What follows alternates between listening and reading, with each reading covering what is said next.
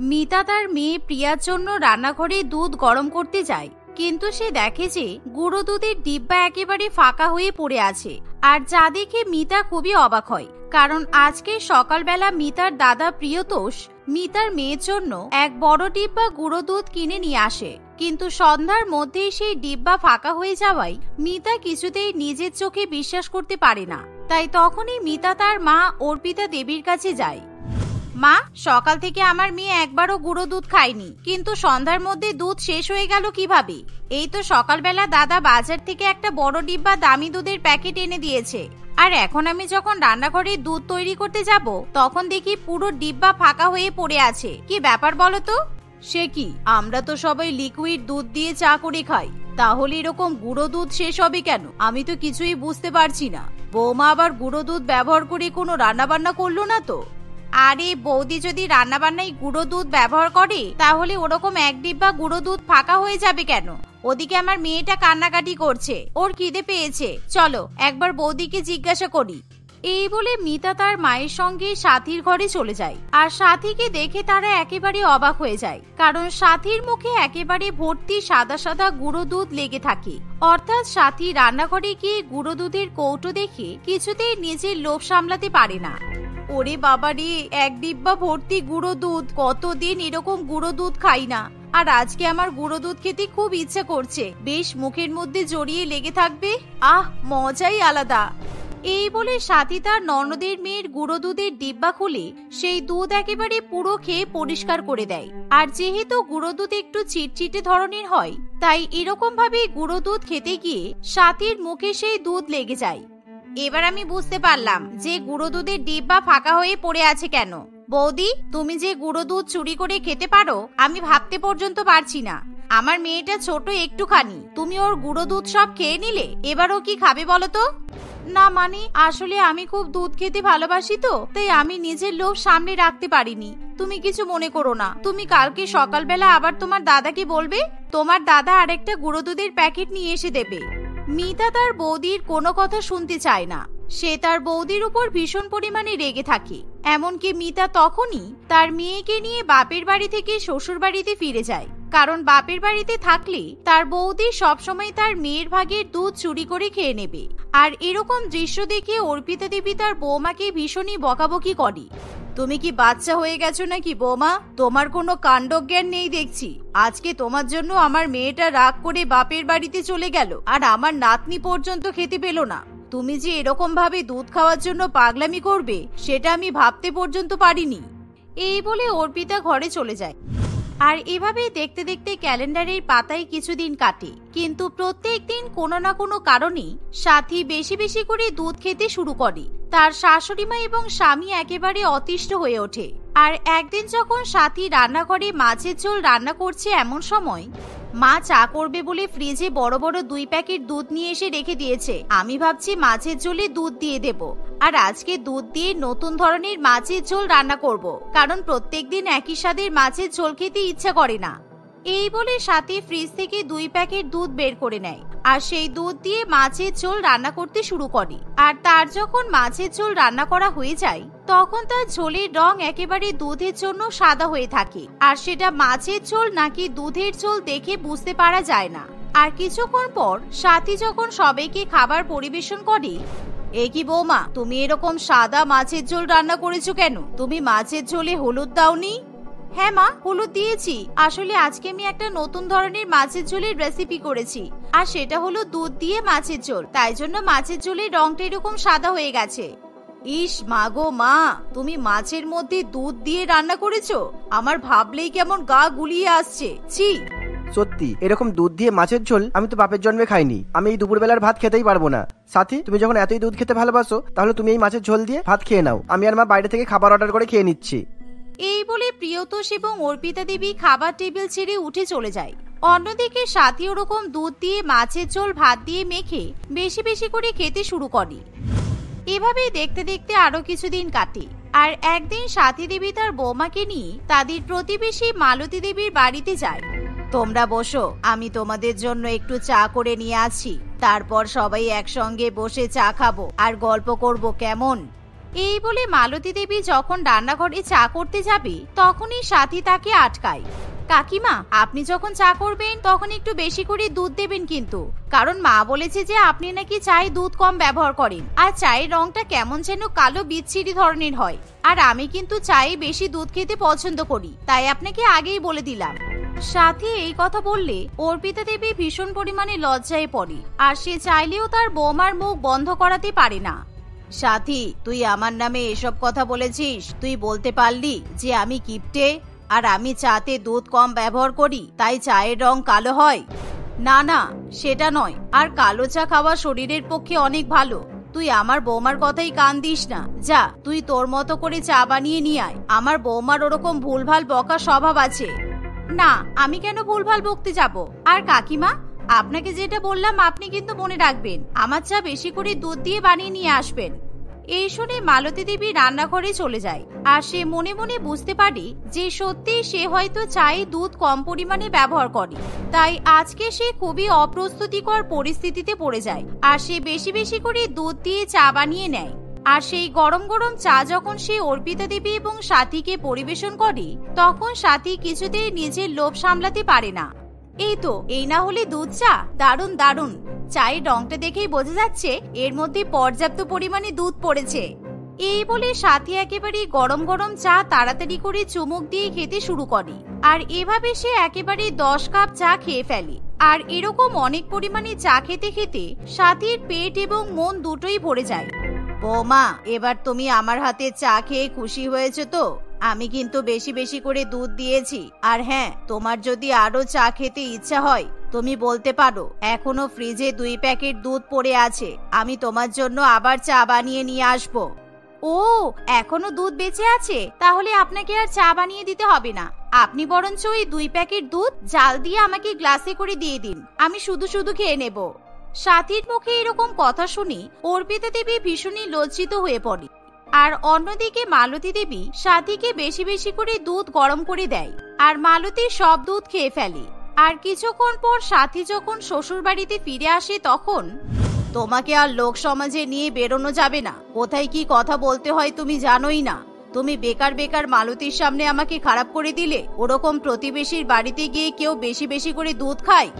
আমি দুধ খেয়েছি তাতে কি হয়েছে? আর মালতী কাকিমা কিছুই তো মনে করেনি, সুতরাং আপনি এত বেশি চিন্তা করবেন না। এই বলে সাথী ঘরে চলে যায় আর অর্পিতা দেবী তার বৌমাকে নিয়ে ভীষণ পরিমাণে দুশ্চিন্তায় পড়ে, কারণ দিনে দিনে তার বৌমার দুধ খাওয়ার পাগলামি একেবারে বেড়ে ওঠে। আর একদিন অর্পিতা দেবী তার বৌমাকে নিয়ে মাসকাবাড়ি বাজার করতে দোকানে যায়। বৌমা, তুমি এই বাজারের ব্যাগগুলো নিয়ে এখানে দাঁড়াও, আমি বরঞ্চ ওই দোকানটা থেকে একটু সস্তায় সর্ষের তেল কিনে নিয়ে আসি, তোমাকে আর আমার সঙ্গে যেতে হবে না। এই বলে অর্পিতা দেবী যখন সর্ষের তেল কেনার জন্য দোকানে যায় তখন সাথী সেই বাজারের পাশে একটা গরুর খাটাল দেখতে পায় আর সেখানে অনেকগুলো গরু বাঁধা থাকে, যা দেখে সাথী কিছুতেই নিজের লোভ সামলাতে পারে না, কারণ সাথী বরাবরই এরকম গরুর তাজা দুধ খেতে খুবই ভালোবাসে। এ বাবা, আমাদের এখানে বাজারের সামনে এত সুন্দর গরুর খাটাল আছে আর এতদিন আমার চোখেই পড়েনি। যাই হোক, আমি কবে মায়ের সঙ্গে বাজারে আসবো কোনো ঠিক নেই, সুতরাং আমি এখনই এই গরুর দুধ খাবো। এই বলে সাথী রাস্তায় বাজারের ব্যাগ ফেলে রেখে খাটালের মধ্যে ঢুকে পড়ে আর সে প্রত্যেকটা গরুর বাট থেকে বেশি বেশি করে দুধ খেয়ে নেয়। এভাবে দুধ খাওয়া হয়ে গেলে সে যখন গরুর খাটাল থেকে বেরিয়ে আসে তখন, বৌমা, তোমার কোনো কাণ্ড জ্ঞান নেই? এই দেখো তোমার জন্য কি অবস্থা হয়েছে। এরকম বাজারের ব্যাগগুলোকে কেউ রাস্তার মধ্যে ফেলে রেখে চলে যায় নাকি? তুমি কোথায় গিয়েছিলে? হ্যাঁ, আমার প্রত্যেকটা বাজারের আনাজ, সবজি, ফলমূল সব গাড়ি চাপা দিয়ে চলে গেছে। শাশুড়ি মায়ের কথা শুনি সাথী ভয়ের চোটে তাকে সত্যি কথা বলতে পারে না, কিন্তু এমন সময় গরুর খাটাল থেকে ভীষণ পরিমাণে জোরে জোরে চিৎকার শোনা যায়। আমার এখানে কে এসেছে কি জানি, কোন চোর গরুর দুধ খেয়ে চলে গেছে, আমি তো কিছুই বুঝতে পারছি না। এই গরুর দুধ দিয়ে আমি ব্যবসা করি আর এখন আমি একটাও গরু থেকে দুধ নিতে পারছি না। চোর সমস্ত দুধ শেষ করে দিয়েছে একেবারে।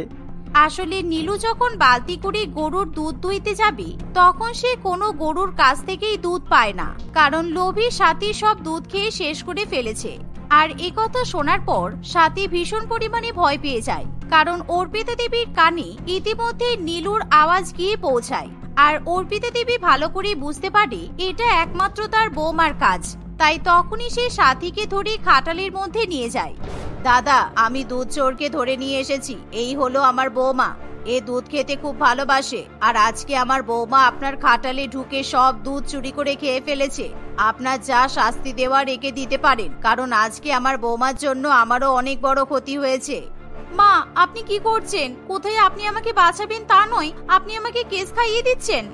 বেশ করছি, তোমার তো শাস্তি হওয়া দরকার। আপনার গরুর দুধ চুরি হওয়ার কারণে আপনার যত টাকা দরকার আমার বৌমা আপনাকে তত টাকা দেবে। এই শুনে সাথী খুবই ভয় পেয়ে যায়। আর এমন সময় খাটালের মালিক কিছুতেই সাথীকে ছেড়ে কথা বলতে চায় না। না না দিদি, আমার টাকা লাগবে না। আসলে আমার গরুর খাটালে একটা পাগলা গরু আছে, আর সেই গরু থেকে আমি কিছুতেই দুধ দুইতে পারছি না। আর আপনার বৌমা যখন আমার খাটালে ঢুকে আমার অনুমতি ছাড়া সব দুধ খেয়ে নিয়েছে, তাহলে আপনার বৌমাকে এবার আমার খাটালেই কাজ করতে হবে, আর ওই পাগলা গরু থেকে দুধ দুইয়ে দিতে হবে। নীলুর কথা শুনি সাথী এবং তার বৌমা দুজনেই খুবই অবাক হয়। আর সাথী ভালো করে বুঝতে পারি এবার সে ভয়াবহ বিপদে পড়তে চলেছে। আর এমন সময় সাথীকে জোর করে সেই পাগলা গরুর কাছে ঠেলে দেওয়া হয়। আর সাথী যখন সেই পাগলা গরুর কাছে গিয়ে দুধ দুইতে যাবে, এমন সময়, গরু ভাই, তুমি রেগে যেও না গরু ভাই, আমি একটুখানি দুধ নিয়েই চলে যাব। আর বিশ্বাস করো, আমি তোমার কাছে আসতে চাইনি। তাই তুমি এরকম বড় বড় চোখে আমার দিকে তাকিও না, কারণ তোমার অনেক বড় বড় শিং, আর এত বড় বড় শিং দেখলে আমার খুব ভয় লাগে। এই বলে সাথী যখন সেই পাগলা গরুর কাছে এগিয়ে যায়, তখনই সেই গরু ভীষণ পরিমাণে ক্ষেপে ওঠে। আর সে তার বড় বড় শিং নিয়ে সাথীর দিকে একেবারে রেডি করে তেড়ে আসে। এমন সময় সাথী ভয়ে চোটে খাটাল ছুটে দৌড়াদৌড়ি শুরু করে, আর সেই গরুও তার পেছন পেছন দৌড়াতে থাকে। ওরে বাবারে, আমার ভুল হয়ে গেছে। আমি আর কোনোদিনও দুধ খাওয়ার কথা মুখেও উচ্চারণ করব না। মা, দয়া করে আমাকে বাঁচিয়ে নিন, তা না হলে এই গরু শিং দিয়ে গুতিয়ে আমাকে মেরে ফেলবে। সাথীর এরকম অবস্থা দেখে এবার তার শাশুড়ি মায়ের খুবই মায়া হয়। তাই সে বৌমার হয়ে নীলুর কাছে ক্ষমা চেয়ে নেয়, আর নীলুকে অনেক অনেক টাকা দেয়। তাই শেষ পর্যন্ত নীলু সেই পাগলা গরুকে নিজের বশে নিয়ে আসে, আর খুঁটির সঙ্গে তাকে বেঁধে দেয়। এর ফলে সাথী এই যাত্রায় সেই পাগলা গরুর হাত থেকে বেঁচে যায়। মনে থাকে যেন আর কখনো দুধ খাওয়ার জন্য তুমি বাড়াবাড়ি করবে না, কারণ তুমি এখন ছোট নেই, অনেক বড় হয়ে গেছো। সেই দিনের ঘটনার পর থেকে সাথী আর কখনো দুধ খেতে চায় না, এমনকি সে চায়ও বেশি বেশি পরিমাণে দুধ ব্যবহার করা ছেড়ে দেয়। ফলে তার দুধের প্রতি পাগলামি দিনে দিনে প্রায় বিলীন হয়ে আসে। চন্দনা একটি শহরে থাকতো। কয়েক বছর আগে একটি মর্মান্তিক দুর্ঘটনার ফলে তার বাবা মা দুজনেই মারা যায়। তারপর থেকে চন্দনা একা থাকে, আর একাই নিজের পেট চালানোর জন্য ছোটখাটো জামা কাপড় সেলাইয়ের কাজ করতে থাকে। এখন চন্দনার 18 বছর বয়স। প্রত্যেকদিন তার দোকানে ভালো খারাপ ধনী দরিদ্র অনেক রকমেরই গ্রাহক আসে। কেউ তার কাজে খুশি হয়ে বেশি বেশি বকশিস দিয়ে যায়, আবার কেউ কেউ সে গরিব বলে তাকে সবার সামনে অপমান করে। এইভাবে কোন রকমে চন্দনার দিন কাটতে থাকে। একদিন সে নিজের দোকানে বসে আছে, এমন সময় তাদের পাড়ার একজন লোক সেখানে আসে। তুমি বাচ্চা মেয়ে, একা একা কাজ করে খাও, তাই তোমার কাছে এসে একই কথা বারবার বলতে আমার ভালো লাগে না। কিন্তু আমাকে তো শুধু তোমার একার কথা ভাবলে হবে না, তাই আসতে হয়। আপনি কি বলতে চাইছেন আমি তো কিছুই বুঝতে পারছি না। আমি কি কিছু ভুল করেছি, নাকি আপনি আবার সে আগের কথাই বলতে এসেছেন? ঠিকই ধরেছো, আমি আগেই কথা বলতে এসেছি। আমি চাই যত তাড়াতাড়ি সম্ভব তুমি এখান থেকে তোমার দোকানটা উঠিয়ে নাও। যতই হোক এমন একটা ত্রিপল টাঙানোর দোকান রাস্তার মাঝখানে থাকলে সত্যি সত্যি তো রাস্তার সৌন্দর্য নষ্ট হয়ে যায়। রাস্তার মাঝখানে এই দোকানটা আছে বলে আশেপাশে প্রচুর লোকজন আমাকে দিয়ে কাজ করায়। এই দোকানটায় যদি আমি এখন গলির ভেতরে আমার বাড়ির সামনের দিকে করি, তখন তো অনেক গ্রাহক আমার দোকানটা খুঁজেই পাবে না, আর তারা তো ফিরে চলে যাবে। আমি তোমাকে আরো 3 মাস সময় দিলাম, এর মধ্যে কিছু একটা ব্যবস্থা করে নাও। এর বেশি আমি তোমাকে আর কোনো রকম ভাবেই সাহায্য করতে পারবো না। আচ্ছা, যদি আমি দোকানটা সুন্দর করে সাজাই তাহলে এখানে দোকান করতে দেবেন তো? আমি যদি কথা দিই আমি আর এই দোকানটাকে অগোছালো করে রাখবো না, তাহলে আমাকে এখানে বসতে দেবেন তো? সমরবাবু চন্দনার কোনো কথারই উত্তর দেয় না। চন্দনা অনেক বোঝানোর চেষ্টা করলেও সমরবাবু তার কোনো কথাই শুনতে চায় না। কিছুক্ষণ পর সমরবাবু সেখান থেকে চলে যায়। চন্দনা কি করবে বুঝতে না পেরে খুবই কান্নাকাটি করতে থাকে। আমার এখানে বসে কাঁদলে চলবে না, কাজ করতে হবে, কাজ করে টাকা ইনকাম করতে হবে। অনেক টাকা হলে তবেই আমি একটা ভালো দোকান খুলতে পারবো, একটা নতুন মেশিন কিনতে পারবো। তুমি আমাকে একটু সাহায্য করো উপরওয়ালা। এভাবেই কাঁদতে কাঁদতে চন্দনা নিজের কাজ করতে থাকে। হঠাৎই সে দেখতে পায় একটি 10-12 বছরের বাচ্চা ছেলে রাস্তার মাঝখানে দৌড়াদৌড়ি করছে। চন্দনা এই দেখে খুবই ঘাবড়ে যায়। একটা গাড়ি এসে ছেলেটিকে ধাক্কা মারতে যাবে এমন সময় চন্দনা সেখানে এসে ছেলেটিকে বাঁচায়। ছেলেটি নিজেও এই ঘটনায় খুবই ঘাবড়ে যায়। এমন হওয়ার পরে ছেলেটির বন্ধু বান্ধব সবাই ভয়ে সেখান থেকে পালিয়ে যায়। চন্দনা ছেলেটিকে নিয়ে তার দোকানে বসায় এবং একটু জল খেতে দেয়। তার হাতে পায়ে যেখানে চোট লেগেছিল সব জায়গায় মলম লাগিয়ে ব্যান্ডেজও করে দেয়। রাস্তাটা কি খেলা করার জায়গা? এখানে কেউ খেলে? আমি যদি না থাকতাম তাহলে কি হতো বলতো? তোমার বাড়ি কোথায়? আমি তোমাকে আজকে তোমার বাড়িতে ছেড়ে দিয়ে আসবো। আমি তোমাকে কিছুতে একা একা যেতে দেব না। ওই যে সামনে বড় সাদা বিল্ডিংটা দেখতে পাচ্ছ, ওটাই আমাদের বাড়ি। আমি এখান থেকে ঠিকই একা একা চলে যেতে পারবো, তোমাকে একদম চিন্তা করতে হবে না। ওরে বাবা, তুমি তো দেখছি অনেক বড় লোক। আমার এই দোকানে বসতে তোমার অসুবিধা হচ্ছে না তো? আমার দোকানটা তো কারোরই পছন্দ হয় না। ধনীরা তো আমার দোকানে আসতেই চায় না। আমি কোথায় বড় লোক? আমার বাবা মা তো বড় লোক। আমি যখন নিজে চাকরি করে টাকা কামাবো তখন অনেক বড় লোক হব। এখন আমি তোমার দোকানটা ঠিক করে দেব, ঠিক আছে? ভালোই তো পাকা পাকা কথা বলতে পারো। চাকরি করে বড়লোক হওয়ার এত স্বপ্ন, আজ একটা দুর্ঘটনা ঘটালে তো সেই স্বপ্ন তোমার চুরমার হয়ে যেত। আরে বাবা, আমার কিচ্ছু হবে না। আর যদিও বা কিছু হয় তাহলে তুমি আমাকে বাঁচিয়ে নেবে। বাড়িতে তো আমার বাবা মা আমার দেখভাল করে, আর রাস্তায় আমার দিদি আমার দেখভাল করবে। এই বলে কুনাল সেখান থেকে চলে যায়। এই প্রথমবার চন্দনাকে কেউ সামান্য একজন দর্জি না ভেবে নিজের দিদি ভেবেছে। এই কথাটা ভাবতেই চন্দনার মন আনন্দে আত্মহারা হয়ে ওঠে। সে খুবই খুশি মনে কাজ করতে থাকে। এভাবেই 2-1 দিন কাটে। কুনাল প্রত্যেকদিন স্কুলে যাওয়ার আগে এবং স্কুল থেকে ফেরার পথে চন্দনার সাথে দেখা করে বেশ কিছুক্ষণ গল্প করে এবং তারপরেই সে বাড়ি যায়। চন্দনা কুনালকে প্রত্যেকদিন এভাবে তার দোকানে আসতে বারণ করলেও কুনাল কিছুতেই চন্দনার কথা শোনে না। সে প্রত্যেকদিন নিয়ম করে চন্দনার দোকানে আসে। এই, তুই যে রোজ এখানে এভাবে চলে আসিস, তোর মা বাবা জানতে পারলে বকা দেবে না? এতটা সময় নষ্ট করে তুই বাড়ি যাস কেন? এমনিতেই তো এই পাড়ার লোকজন আমার উপর রেগে আছে, তার উপর তোর বাবা মাকে আরো আমার উপর রাগিয়ে দিতে চাস নাকি তুই? কেন? ওরা তোমার উপর রেগে আছে কেন? তুমি কি কিছু খারাপ কাজ করেছো? না রে, রাস্তার উপর আমার এই দোকানটা অনেকেরই পছন্দ নয়। সবাই বলে আমার দোকানটার জন্য নাকি রাস্তার সৌন্দর্য নষ্ট হয়ে যাচ্ছে। আসলে আমার দোকানটা তো খুব একটা ভালো দেখতে নয়, তাই জন্য। তোমার দোকান ঠিক করতে কত টাকা লাগবে তুমি আমাকে বলো না, আমি তোমাকে তত টাকাই এনে দেবো। আমি তো অনেক টাকা করে পকেট মানি পাই, প্রত্যেক মাসে আমার অত টাকা তো হাত খরচা হয় না। পকেট মানিটা আবার কি জিনিস? এই বয়সে তোর কাছে এত টাকা থাকে যে তুই আবার আমার দোকানটা সারিয়ে দিবি? আর তোর বাবা মা যদি জানতে পারে তুই তোর টাকাগুলো আমার জন্য নষ্ট করেছিস, তখন কি হবে? আমার বাবা মা আমাকে পাত্তাই দেয় না। আমি তো পড়াশোনায় অত ভালো না, তাই বাবা মার ফেভারিট ছেলে নয়। বাবা মা শুধু দাদাকেই সময় দেয়। দাদাকে নিয়েই বাবা মা অনেক খুশি। আমি কি করছি না করছি বাবা মা ভেবেও দেখে না। আমাদের দুজনের ভাগ্যই বেশ অনেকটা একরকম। আমার তো বাবা মা নেই, আর ওর বাবা মা থেকেও নেই। এত ভালো একটা ছেলে, বাবা মায়ের এত টাকা। একটু ঠিক করে ছেলেটার দিকে নজর দিলে এই ছেলেটা অনেক ভালো হবে। কি ভাবছো তুমি এত? বলো না, আমি টাকা এনে দিলে তুমি দোকানটা ঠিক করবে? না রে ভাই, দোকানটা ঠিক করারও আমার কাছে অনুমতি নেই। আর কয়েক মাস পরেই আমাকে এখান থেকে দোকানটা তুলে নিতে হবে। তারপর হয় এখানে থাকবো, আর না হয় অন্য কোথাও চলে যাব, অন্য কোনো কাজের সন্ধানে। তুমি এখানে না থাকলে যদি রাস্তায় খেলতে খেলতে আমার অ্যাক্সিডেন্ট হয় তাহলে আমাকে কে বাঁচাবে? তোমাকে তো এখানেই থাকতে হবে। এভাবে কুনাল এবং চন্দনা নিজেদের মধ্যে কথা বলতে থাকে। দেখতে দেখতে আরো কিছুদিন কাটে। হঠাৎই একদিন অসময়ে কুনাল চন্দনার দোকানে আসে। কুনালকে এমন সময় দেখতে পেয়ে চন্দনা চমকে যায়। আমি তোমার জন্য টাকা নিয়ে এসেছি, তুমি এই টাকাটা দিয়ে তোমার দোকানটা সুন্দর করে বানিয়ে নিও। নাও নাও, তাড়াতাড়ি টাকাটা নাও। আমাকে এক্ষুনি এখান থেকে পালাতে হবে। দেখি কোনোভাবে যদি পরের স্টপেজ থেকে স্কুলের বাসটা ধরতে পারি। এত টাকা তুই কোথা থেকে পেলি? নিশ্চয়ই বাবা মায়ের কাছ থেকে টাকাটা নিয়েছিস। এই টাকা আমি কিছুতেই নিতে পারবো না। তুই টাকাটা ফেরত নিয়ে যা। আমার ভাই বড়লোক বলে আমি তার বড়লোক হওয়ার সুযোগ নিতে পারবো না রে। আরে বাবা, বলেছিলাম না আমার পকেট মানি, আমার কাছে আরো টাকা আছে। তুমি এটা রাখো, আমার কোনো অসুবিধা হবে না। কুনাল কিছুতেই চন্দনার কথা শোনে না। সে ওই টাকাটা চন্দনার হাতে দিয়েই সেখান থেকে পালিয়ে যায়। তার ভাইয়ের দেওয়া প্রথম উপহার হিসেবে চন্দনা টাকাটা যত্ন করে রেখে দেয়।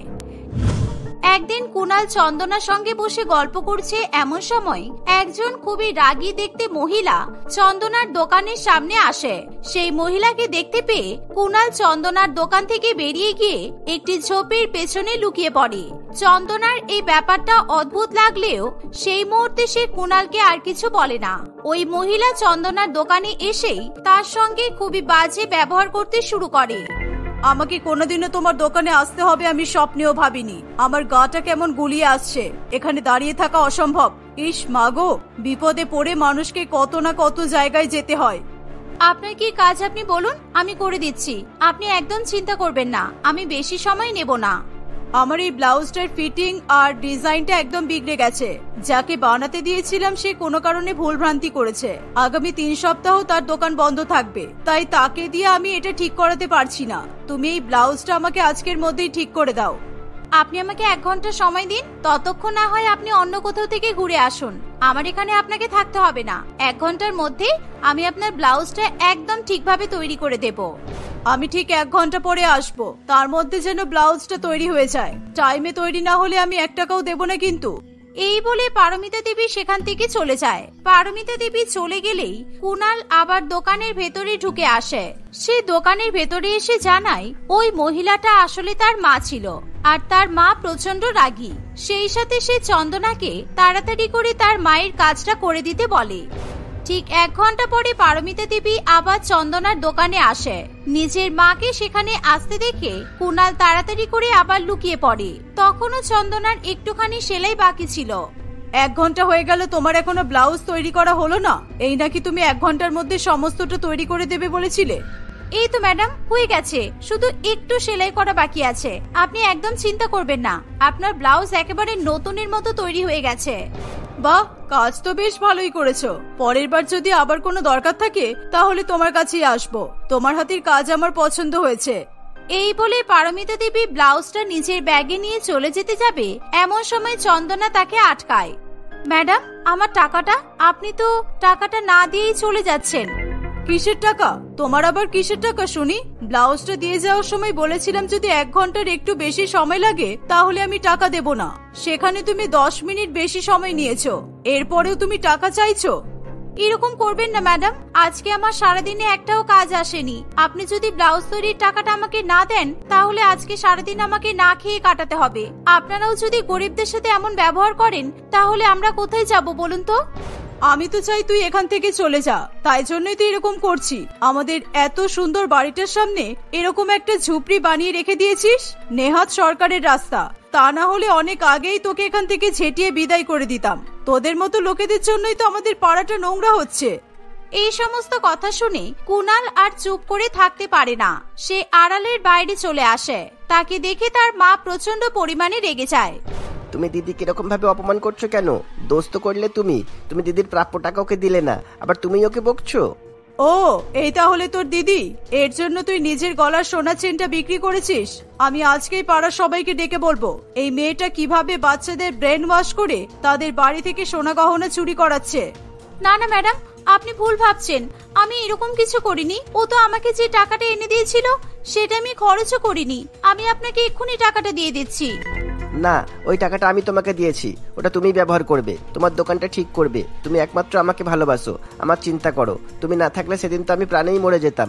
বাবা মায়ের হয়তো কষ্ট হতো না, কারণ বাবা মার জন্য তো দাদা আছে। এই কথায় পারমিতা দেবী খুবই দুঃখ পায়। সে বুঝতে পারে সে তার নিজের ছেলেকে কখনোই ঠিক করে ভালোবাসা দিতে পারেনি, তাই এভাবে তার ছেলেকে প্রত্যেকদিন ভালোবাসার খোঁজে রাস্তায় বেরিয়ে আসতে হয়েছে। পারমিতা দেবী কুনালের কাছ থেকে এটাও জানতে পারে যে চন্দনা কিভাবে কুনালকে মৃত্যুর মুখ থেকে বাঁচিয়ে এনেছিল। এই সমস্ত ঘটনা শুনে পারমিতা দেবী চন্দনার কাছে ক্ষমা চায়। শুধু সরি বললেই তো হবে না, দিদি ভাইয়ের দোকানটা এখানেই রাখার ব্যবস্থা তোমাকেই করে দিতে হবে। দরকার হলে আরেকটু ভালো করে দোকানটা বানিয়ে দেবে, কিন্তু এই দোকানটা এখানেই থাকবে। এই প্রথমবার পারমিতা দেবী কুনালের কথা অমান্য করে না। কয়েকদিনের মধ্যেই রাস্তার একদম সুন্দর একটা জায়গায় পারমিতা দেবী চন্দনাকে ঝকঝকে একটা জামা কাপড় সেলাইয়ের দোকান বানিয়ে দেয়। তারপর থেকে চন্দনার জীবনে আর কোনো রকমের দুঃখ থাকে না।